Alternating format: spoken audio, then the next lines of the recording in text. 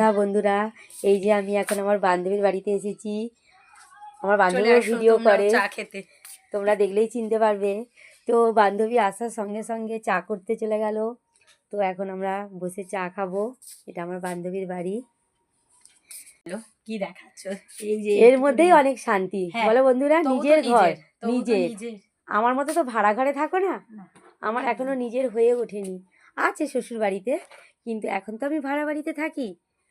আমার যদি ছোট্ট একটা ঘর হয়, সেটাই আমার কাছে মানে আমার স্বর্গ।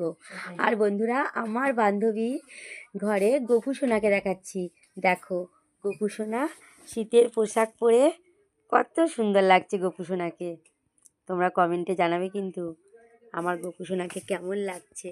আমার মায়ের ঘরের গোপু সোনাকে তোমাদের দেখাই। আর দেখো সব ঠাকুর দেবতাগুলোকে কত সুন্দর লাগছে। ঠাকুরকে তো সুন্দর লাগবে। তো বান্ধবীর বাড়িতে এসে খুবই এনজয় করছি, আনন্দ করছি। তোমাদের ভিডিওটা কেমন লাগলো কমেন্টে জানাবে, এই আশায় আমি রইলাম। এই যে আমার বান্ধবী, আরেকবার দেখিয়ে দিলাম। বন্ধুরা দেখো আমার বন্ধু কি রেডি করেছে, আজ শনিবার সেই জন্য। দেখো এখানে আছে হালদিরামের ঝুড়ি ভাজা, এখানে বাদাম ভাজা, বিস্কুট, আর স্প্রাইট চায়ের সাথে একটু কফি মিশিয়ে দিয়েছি।